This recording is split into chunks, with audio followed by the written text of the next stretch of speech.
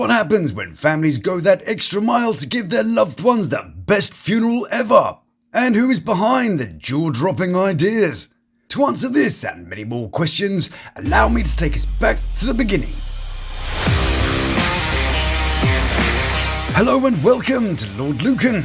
It's time to settle up for a journey into a reality TV show called The Best Funeral Ever. On today's show, we break out the baby oil. Ray Smith used to glide on the track, so we've got to get our casket to glide too. Pastor B.A. Baracus gets busy. I pity the fool! A coffin breaks the land speed record. And E3's got some unusual ideas. To catapult the casket? No. All this and more right here on the Lawd Lukan channel. It was like so surreal. It was like, is this really happening? This is amazing. Like, I had no clue. Ahoy, salut, and goye mitag to you. Big loves to those who've subscribed, you beautiful people. And white Albert truffles to the lords and ladies of the Lukan Manor. Funerals, mon petit pois, are a sombre and emotional time. A time where you get to honour a loved one with a ceremony that reflects our deep respect and bids a well-decorated and personal farewell. They're often highly personalised to reflect the character we've unfortunately lost. In African cultures, displaying the body of a loved one is a sign of a deep respect and can go towards a smooth transition into the afterlife. And it's often referred to as a homegoing. But sometimes we take that customisation to a whole new level. Like a man named Bill Stanley, for example, who loved his Harley Davidson so much that he had himself mounted on it. The two were entombed together, but not before he went for one last cruise around the neighbourhood to scare the kids. Or boxer Christopher Rivera, whose rather infamous funeral made the news worldwide. There are many examples of this. We had Renato Garcia, who had a fondness for the Green Lantern, and Renard Matthews, who liked playing 2K on his PlayStation. Some honourable mentions, of course, go to Tupac, who you may know had his ashes smoked by his friends. Or my personal favourite, Hunter S. Thompson, who, with the help of funding by Johnny Depp, was blasted out of a cannon. And no ordinary cannon either. Check out this bad boy. And Carl Pilkington, in advance of his own funeral, has had a Twix candy bar made. But another slightly more dishonourable mention goes to Mr. Jean, who got two exotic dancers to dance for 3 songs. You would have thought the attendees got the idea after 1 song, wouldn't you? But no, he had 3 songs. You could imagine this guy's wife saying, darling, do you have to record all this on your phone, dear? And then he's like, yeah, it's what he would have wanted. So today we're going to look at the company behind some of the more unusual funerals here at Golden Gate Funeral Home, which is owned by the never understated John Beckwith. The Golden Gate experience is our version of the traditional African-American homegoing celebration. They even have a delightful website where you can see upcoming services. Just out of curiosity, I went to see if we can get a sneaky peeky at what kind of style the next one would be. Oh look, it's even got a little map. Let's zoom in to see where it is, and it might give us some clues. Yes, it seems to be a public toilet. Okay, I'm not even going to ask what that one might be about. Maybe he said that people have shit on him all his damn life. So in honour of that, so anyway, here at the Golden Gate Funeral Home, they deliver something a little bit different. The delightful John Beckwith also has a drive-through service where you can pay your respects without all the hassle of getting out of your car. And a YouTube channel where you can view his podcast called Lunch with the Undertaker. Hello and welcome to Lunch with the Undertaker. All right, you guys, listen. This is a dating game today. We're trying to get Diane Gibson a husband. In case you're wondering, poor Diane is single, but she says she's one of God's daughters and she's totally fine with being that way, so thank you very much. Anyways, so if you want a disco, they've got it. If you want wrestling, they got that too.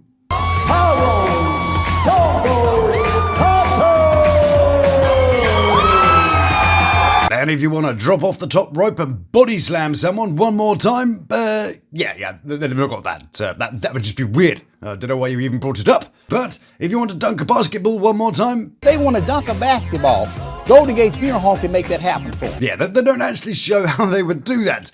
How would you do that? Fling poor Uncle Jerry and a ball 6 feet in the air and hope for the best? Maybe some kind of catapult? If they want to jump out of airplanes, Golden Gate Funeral Home can make that happen. That's an easy enough one though, surely. You just sort of drop them out of a plane. The parachute bit might be a little bit problematic, but I guess you kind of rig it to open as they leave the plane. Imagine that though, an unexpected gust of wind and who knows where they'll land. You're there in your garden, enjoying a delightful gin and tonic, and Uncle Jerry comes crash landing into geraniums. Darling, there appears to be a cadaver in the garden. Ugh, those bloody kids next door, they're always chucking stuff over the fence. John has a huge staff of salespeople, professional mourners, greeters, and is dead set, so to speak, on getting the most out of his employees. I have to have 110% commitment from my funeral planners. Anything less than that, and I'm showing you the door. And you never know what's on the other side of that door. Aunt Gloria, who used to be a greeter at Walmart, probably. But he may be a little bit flashy with his G-Wagon and his Lamborghini, but he's got family at his core. If we continue to work together like I know we can, we're going to make these families extremely happy at the worst moments of their lives. See, he's a good man, just a very enthusiastic man. So let's go over and meet some of his newest clients. Well, they were back in 2013 when this was filmed, to see what they might be looking for from everybody's favourite funeral home. Well, we're in for a treat. We're going to have a celebrity. What is his name? Ronald Ray Smith. Ronnie Smith, the Olympian. No other than the Ronnie Smith. Yeah, good old Ronnie Smith. Everyone knows Ronnie Smith. But we clearly know who he is, don't we, my beautiful viewer? But, for the slow ones in the back, allow me to introduce you to Ronnie Ray Smith. He won a gold medal in the 4x100 relay in 1968 Summer Olympics and finished third in the 1966 California State Meet. And aside from that, it was pretty cool and used to run in sunglasses. He loved his friends. He loved his family. He was a great man. Ronnie never married and had no children, and towards the twilight years he worked for the Los Angeles Parks and Recreation. His niece here never got a chance to see him race, probably because, he ran in the late 60s and she was probably born in the 80s, but, it's a touching moment. Now, B3 here has some big ideas. Alright, so it's obvious. We need to do... Yeah, sort of set up a podium, have him on the number one spot, maybe hold it in a sports arena, have some sort of up-and-coming runners to compete for an award in Ronnie's name. The Ronnie Smith Memorial Medal, perhaps. Maybe even have it as an annual event, get the press involved, make his name indelibly linked to the sports in his local area. A track and field homegoing service for Mr. Ronnie Smith. Give him that last time on the track. Alright, okay, well that's not too mental. Not far off what I was thinking. Well, maybe this isn't going to be the bizarre-orama that I thought it was going to be. But he does have some reservations. Did B3 just promise the family that the deceased would run the 100-meter dash? How are we going to do that? He did, yeah, I heard that too. That's quite a big ask. Again, perhaps a catapult or some kind of rocket. But with many projects, the best way of tackling the how is to throw it out to your team and get some brainstorm going. So, back at the office, he puts the question to his staff. Let's get some idea for an Olympic film. Trenard. I could be a trainer. What, like a Nike or a Jordan? Oh yeah, you guys call those sneakers, don't you? Yes, of course, right. Yeah, sit your bow tie wearing ass down, thanks. Other genius ideas include someone being a water boy. Okay, but how's this going to get Ronnie flying down the 100-meter stretch? Even more ideas include a podium. Good job. He suggested a torch ceremony. Okay, look, we're on the right idea here. But I've got no idea where everyone has a single initial for a name. I imagine it's because the CEO John is crap at remembering them. But then B3 stands up. So we should have him run around the track one more time. Send the casket around the track. How you gonna make a casket run down a track? Oh, he's not happy about that. But B3PO also happens to be the boss's son, and makes up for what he doesn't have in plans with a can-do attitude and an unshakable confidence. What do y'all think, staff? Y'all think B3 can make this happen? We gonna find out. So he and his partner in crime today, E, get to work on the final details of how they're gonna get it done. Kind of contraption that we can sit the casket on, like motorized. The catapult, the casket? Fucking catapult. Well, I was only joking when I said it earlier, but B-Stein here is actually considering it. I think he's been watching too much Jackass. We just get some roller skates and a length of bungee cord and away you go. But how are you going to stop him afterwards? A net? Maybe some sort of bales of hay? I'm also imagining E going home after work and seeing her man. Hey babe, how was your day at work today? Yeah, it was okay, just figuring out how to send a 250-pound man down a track at 30 miles an hour. B3 was actually serious though too, wasn't he? He was totally thinking of a catapult. What next? A cannon? Hang on, no, it doesn't say cannon. I don't think. I'm writing this as I've watched, so actually I have no idea so far. But if he says cannon, I'm going to eat my shoe. Tell you what, we'll try it out with you first to make sure it works. Cannon, totally get it, Cannon. I'd pay good money to get him launched out of that bad boy we saw earlier. But B3's got some other ideas to try out first. In fact, its first idea is inspired by P. Diddy. A plastic sheet and a few gallons of baby oil. They're not really not joking. It's gonna work. Ronnie Ray Smith used to glide on the track, so we've got to get our casket to glide too. Okay, well, first of all, did they just happen to have a few industrial-sized baby oil jugs hanging around? Or did they get it in especially? Well, let's not traumatize ourselves with why a funeral home might have that much baby oil hanging around, and let's get to the experiment. And guess what? It turns out baby oil on top is kind of slippy. Oh. I got oil on me. So, how do you propel the thing down there? And how much does 100 meters of tarpon baby oil cost? Well, never mind that. B3 is his next genius idea at the ready. He's going to use his bike to tow it. Yeah, no, nobody would be that crazy. This thing is working. This is crazy. Crazy? Yes. Working? Well, actually, yes. That coffin is certainly heading down that type at a fairly alarming pace. But how did that brainstorm session go on how to stop it? What's that? I forgot to have that conversation. Yeah. But don't worry, land speed fans. They've just put a little barrier thing there, so hopefully that'll stop it. What's that? The barrier's just a flimsy piece of wood and plastic? Oh, shit.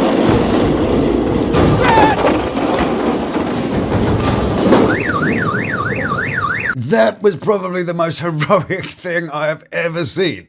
And this is now my favourite TV show ever. I love this. Have a crazy idea, then with next to no budget, you've got to figure out how to make it all work. Yeah, good job. Goodness. We're getting close. You may be surprised to know that I've invented a thing or two in my life, you know, being the son of a man who invented stuff that was used globally every day. See that Coke can over there? Remember when it went from a ring pull thing to, this thing? My dad's team did that. And you see this can itself? It's now made from a single piece of aluminium. My dad thought of that and then designed the machine to make it. So therefore I can invent anything, can't I? Yeah, that's how that works, right? So anyway, one day I was trying to invent a USB razor. Yes, so I fitted a razor to a USB. Yeah, pretty cool, huh? Plugged it into my laptop, and the razor went absolutely batshit crazy and kind of shut down my computer. I thought, I've invented a computer shutting down a thing. Cool, I'll go show my boss. So I went to work and said, hey boss, a lovely guy called Dan, by the way. He was doing some super duper important worky stuff on his computer. And I said, check this out, plugging it into his machine. Immediately killed it. No shutting down message, no little funny beeping noise. Instantly terminated his machine. See? I said. And I could tell by his wide open mouth and startled expression that he was highly impressed too. Did I also mention that I managed to get fired 3 times from the same job before? Yeah. Oh, and did I also mention that it would be most excellent if you would make sure that you've subscribed, hyped, liked, enabled the... Blimey, I mean, how much stuff does YouTube expect people to do these days? There's a whole list of things that creators want you to do. So you do whatever you can, Sweet Pea. It's all greatly appreciated. Anyway, enough of that. It's time for the funeral. We don't want to be late.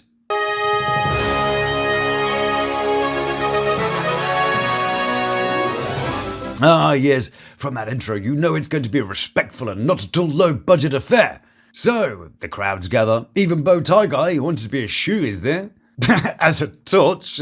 Why is he gold? I thought just the torch was gold, but never mind. Let's not worry about that. I'm sure we're all dying to see how they managed to do this. And I'm really interested to see how they're going to pull that off.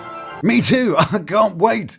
So they bring Ronnie in and place him on the podium for now, and the pastor gets the crowd warmed up. Say yeah! Yeah! Yeah, all right. Who's pumped now?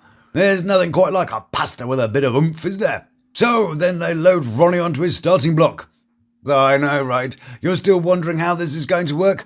Well, I've sneakily edited out the bit where they explain how it's done, and I'll show you afterwards. Let's see if you can spot how they did it. Right, are you ready? Runners on your mark. Get set. Go! And they're off, and Ronnie is off to a slightly slower start, but give him a moment and he's absolutely flying down the track. Wow! Well, B3 actually did it, and there's not a cannon in sight. And oh my goodness, Ronnie is actually about to set a land speed record. Huh?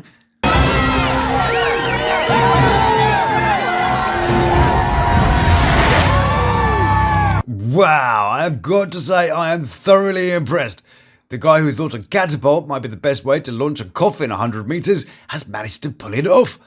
And everybody else is pretty impressed too. I hope he managed to sort out that braking part. You can stop now, Ronnie.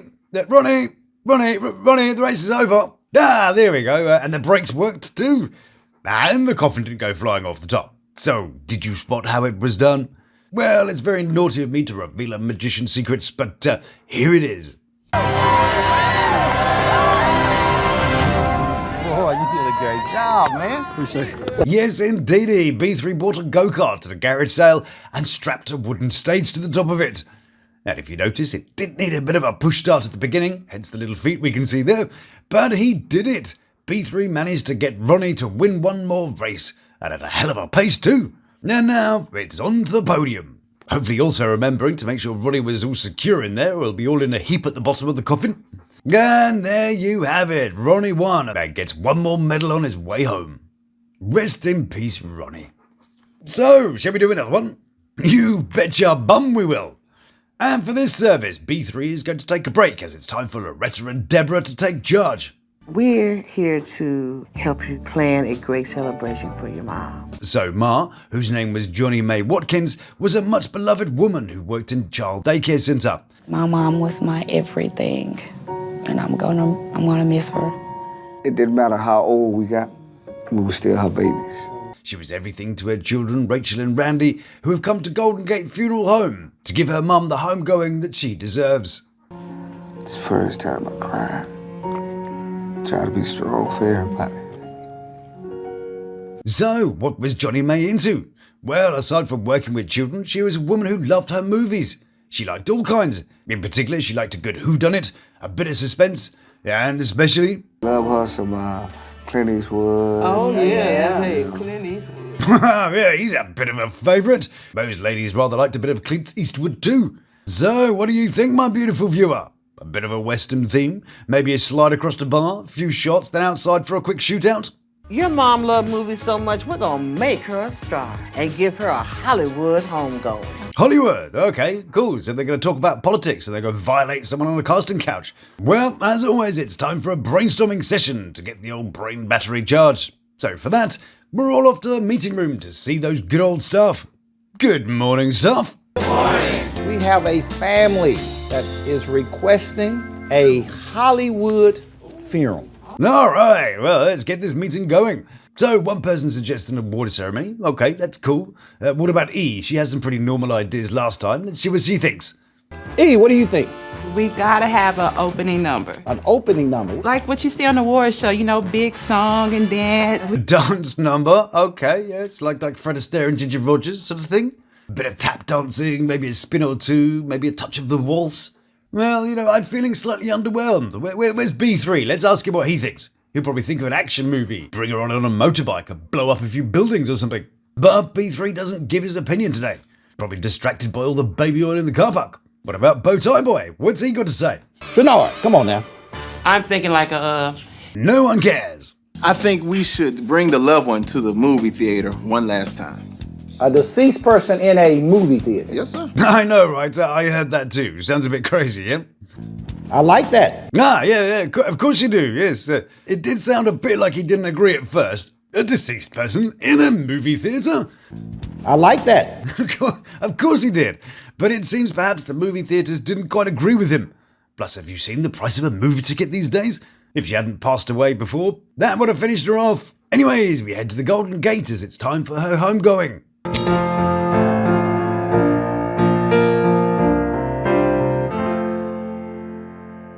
Ah, yes, all the staff is dressed as various movie stars. We've got Whitney Houston before the crack, Whitney Houston after the crack, Marilyn, who's that? Oh, yes, who played Dorothy? Oh, yes, MGM. yeah. But of course, yes, it was Judy Garland. But there's no sign of her three friends, Valium, Ritalin, and Thorazine. And I guess that's Biggie Smalls. I didn't see a casket. I saw my mama walking down there like a Hollywood star. Did she always resemble a fridge? Again, I have to hope that they got her in nice and securely, or she'll be, little pile of grandma. They've even had a Hollywood star frame made up, and they did the little footprints thing. And you know what? I think they did her proud. It was lovely. It all just hit me at once. No matter how much I sit here taking the piss out of some of the things that I see, there is so much love and respect that goes into the services. It might be over the top, it might be somewhat surprising to see upright coffins and over-the-top ceremonies, but this is an incredible way to celebrate someone's life without the stuffiness of dreary hymns and a bland congregation. This really is a celebration of what makes a person individual and a welcome distraction from the pain of loss. Right, let's get to the parade of stars, shall we? And who do you think Bowtie Boy came as?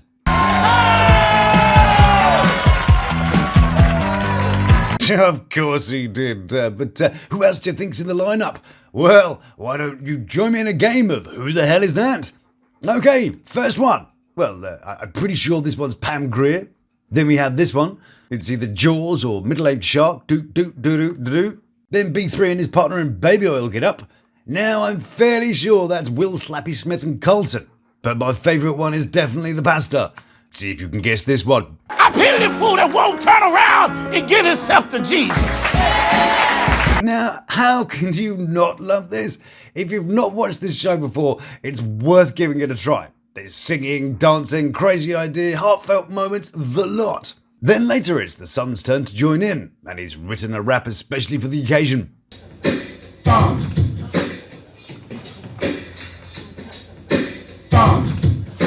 Typically I would be ripping this guy, but I genuinely feel so bad for him.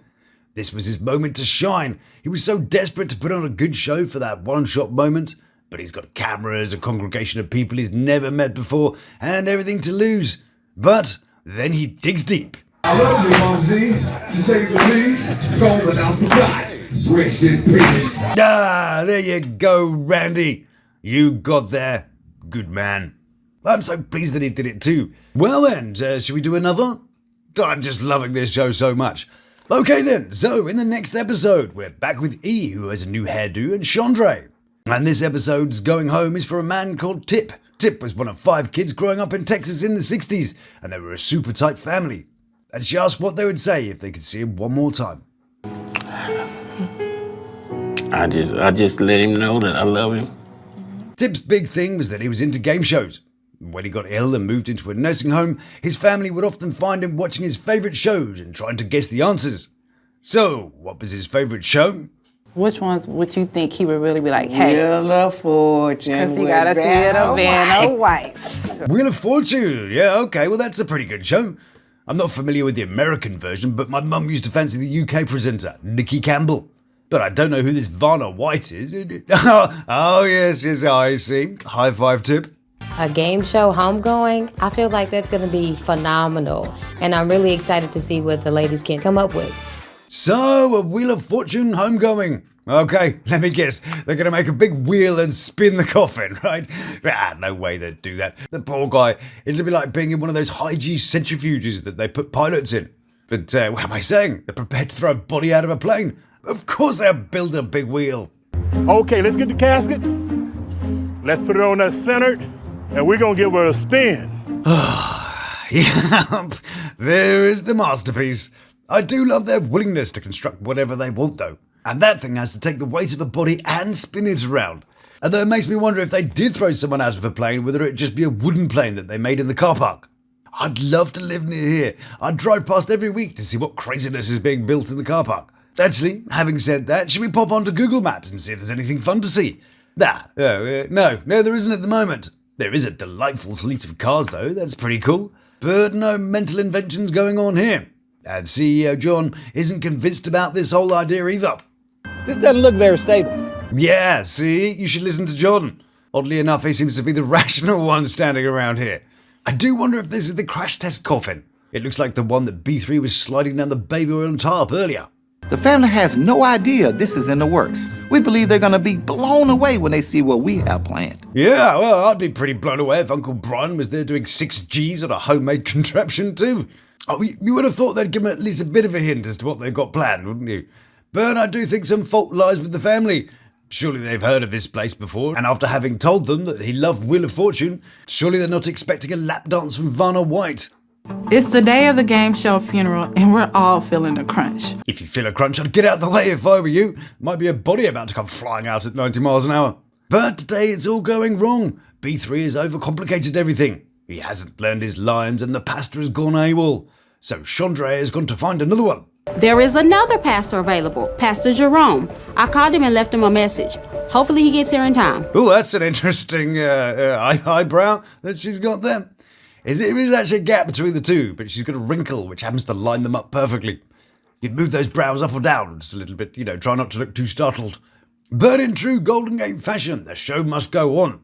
But luckily, Pastor Jerome rocks up and Chandra gets to telling him how it's all going to work. And we're going to spin the casket. Jerome, we don't have a lot of time. Okay. I like Jerome.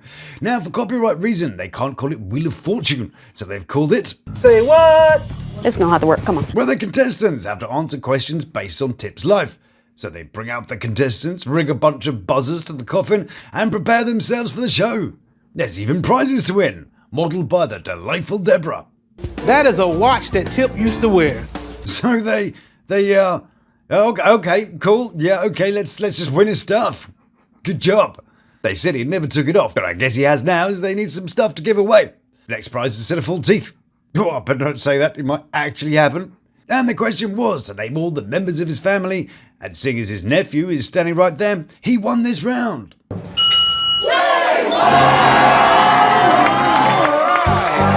Okay, cool, I get the idea. They ring the bell and we all say, say what? Alright, yeah, I think I've got this.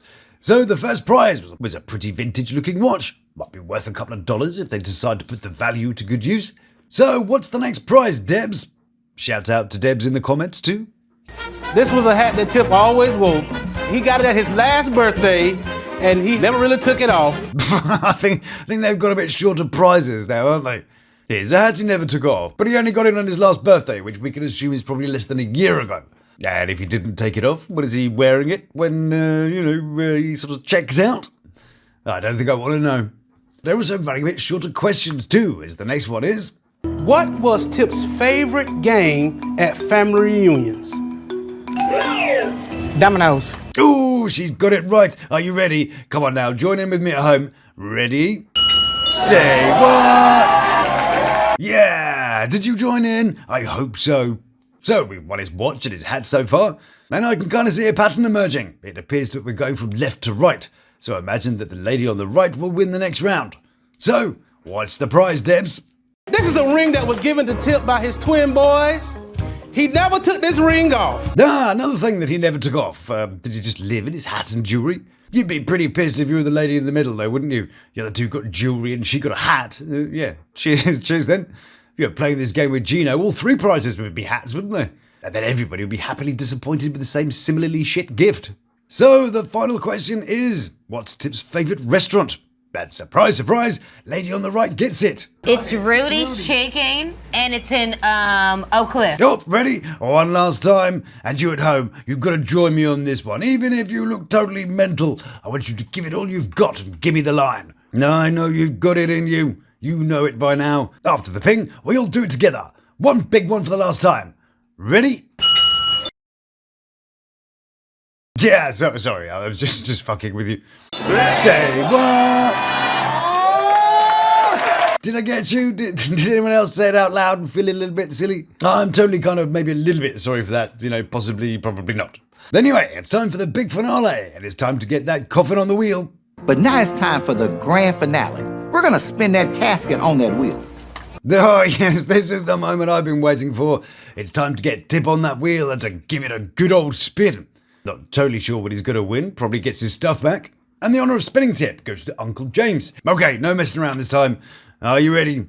Is it gonna work?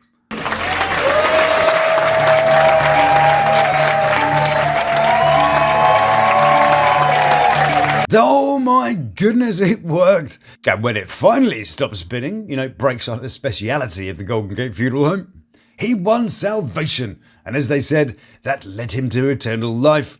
The family was so overjoyed with their homegoing, a real tribute to a man who is loved so dearly by his family. One auntie described him as a beautiful flower that you'd want to keep forever. And I miss Effort. I really do.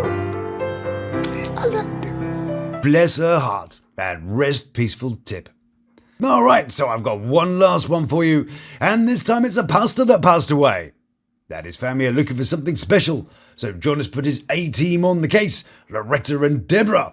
So let's find out a bit more about our pastor. He was more than anything a homebody. He loved to be at home.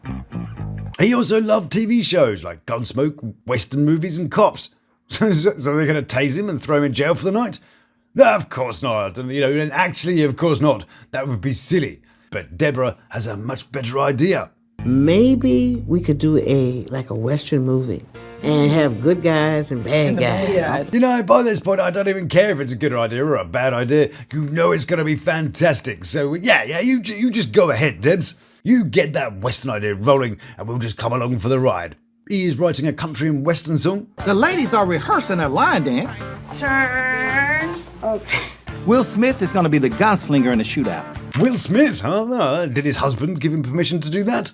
Well, he's not exactly busy right now, though, is he? After all that AI audience fiasco. They've dropped that movie he was involved with, I Am Legend 2, and that other sequel to Men in Black 17 or whatever it was. So, I think he's got plenty of time. But he was, of course, talking about Will Smith, the receptionist, which I'm not really sure if I'm disappointed about or not.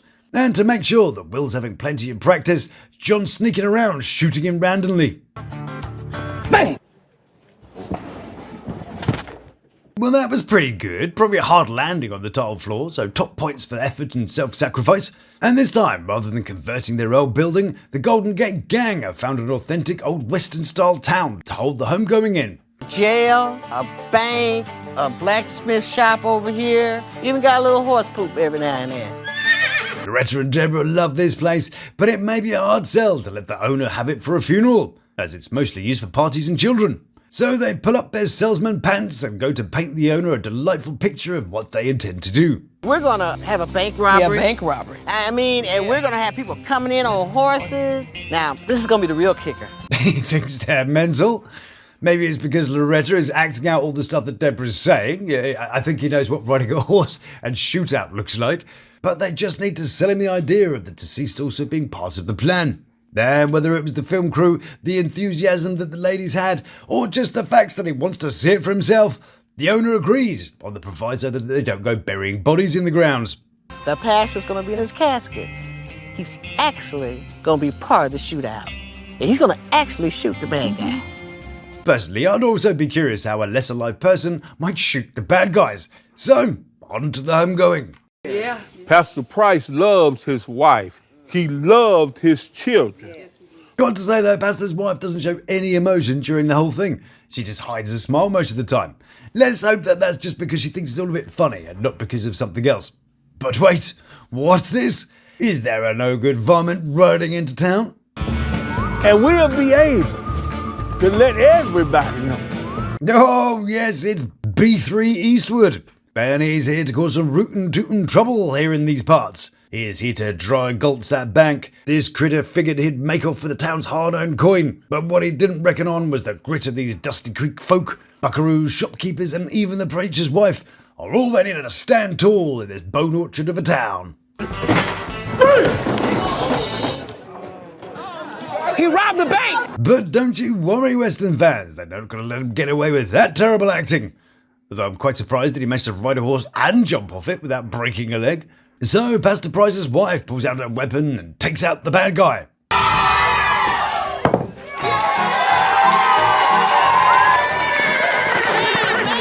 Thank goodness for that. That slightly low-budget bank robbery has been foiled and the town lives to see another day. But wait, who's that emerging from the crowd? Oh no, I hope that's not Wild Will Bronco-busting Smith. Say what? Oh, sorry, it's a wrong episode.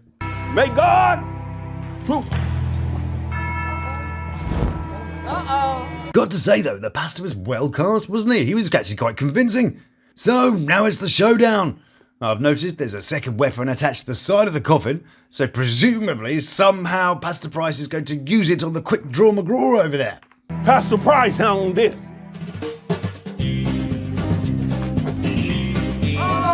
Well, it's sort of a bit less quick draw, more sort of a hold on while these four guys moving carefully into position kind of draw. Now, I can't really show you what happens because of the strict update to YouTube's guidelines on firearms, so I'll have to do a kind of explanation. Yeah, sorry about that. I do love the fact that they popped a little hat on the coffee, though. But in order to make this happen, the little thingy on the side rotates, presumably with a remote control, and takes a shot at our super great actor. The actor keels over, badly, and everybody celebrates. That's the grand prize! And there's one last element to any good Western show.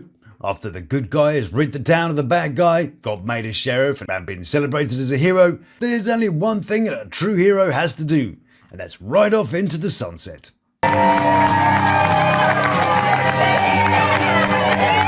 Oh man, seeing him carry him off in the sunset. I know. Yeah, I know. And that concludes our video today. A celebration of culture and the lives of those who made a difference to others. I absolutely loved covering this show, and I don't mind admitting that I laughed and cried so many times as I watched it. The heartfelt family moments, mixed with the borderline insane ideas, are what made this company so special to me. I love how they call it a homegoing service. I'm genuinely touched by the sentiment, the energy, and the fact they're committed to giving someone a send-off that is big, bold, and beautiful. No matter what your opinion on religion might be, this, to me, is the purest form of celebration. Because in that moment, grief is transformed into gratitude, sorrow into song, and loss into legacy. A homegoing is not about the end, but it's about the journey, the laughter, the love, the battles fought, and the victories won. It's a reminder that every day deserves to be remembered, not with silence, but with symphony. And when the curtain falls, what remains is not the weight of goodbye, but the light of a spirit carried forward. That, to me, is the most magnificent truth. A farewell that is not final, but eternal. Thank you so much for watching and joining me for a journey into life, love, and everything that's after it. It's an enormous pleasure to have entertained you, and I hope you'll be back again to do it all very soon. I love you dearly. So if you like what I do, then please do like, subscribe, and check out one of these little beauties. So until we meet again, stay beautiful, love to my three, and you take care of yourself. Please subscribe now for our play. Thank you.